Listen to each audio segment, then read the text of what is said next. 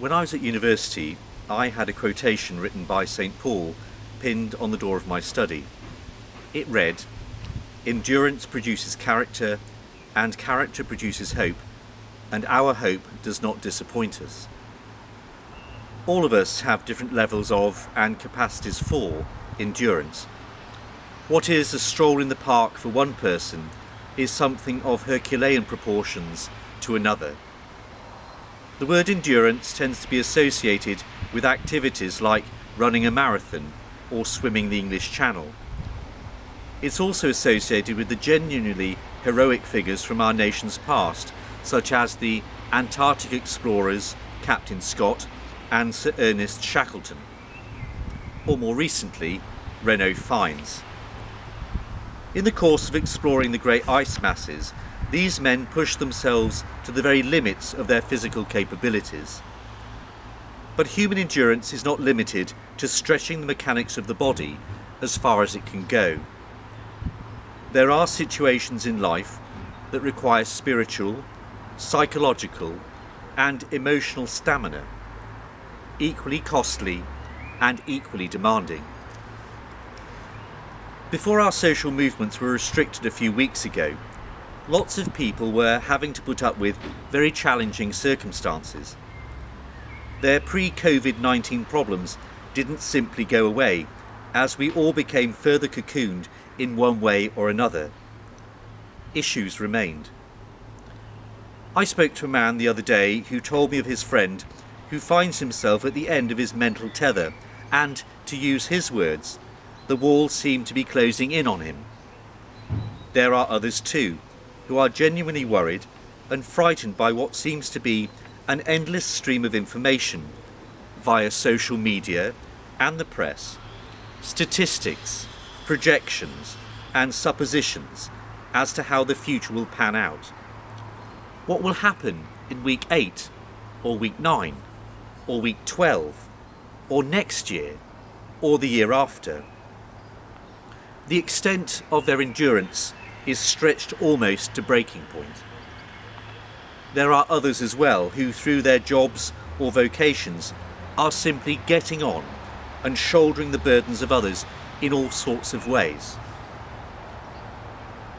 The Church is the repository of hope and has a particular way of understanding the part that endurance plays in our spiritual lives and in our relationship with God. To a secular world, this may seem a contradiction. Surely difficulties need to be avoided. But in Christian thinking, to endure is not a perverse, pointless, endless slog without any meaning. Through a particular spiritual lens, it reveals how by faith difficulties can be viewed as opportunities to nourish the soul, to grow spiritually, and to find deeper meaning for our lives.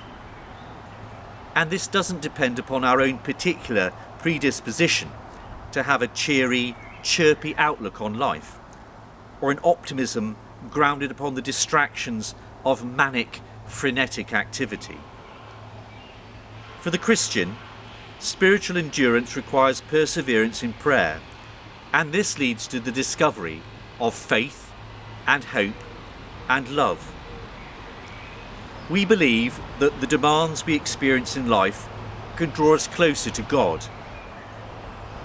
Jesus taught us 2,000 years ago to live in the present moment and to be actively attentive. In the Gospel according to St. Matthew, we read Jesus' words to his disciples. "Is not life more than food, and the body more than clothing? Consider the lilies of the field. Be not anxious about tomorrow." The words of our Saviour are an invitation for us all to rest our lives in God.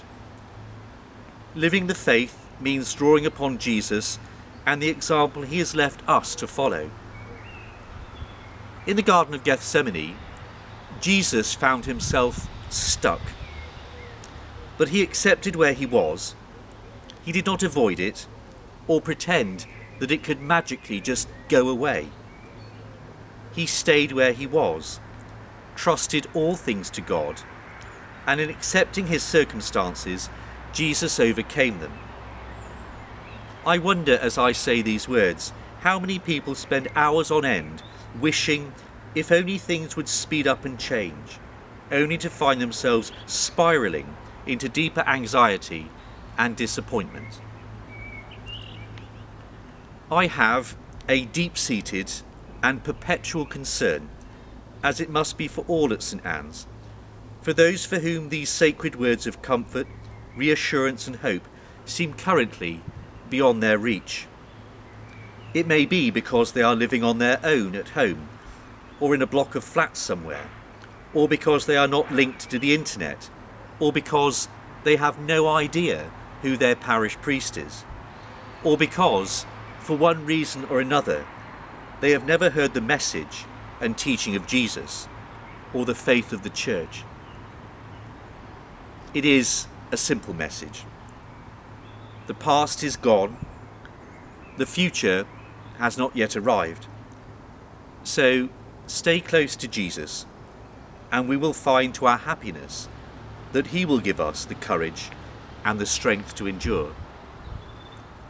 So then, keep the faith, and as you pray for me, I shall surely pray for you.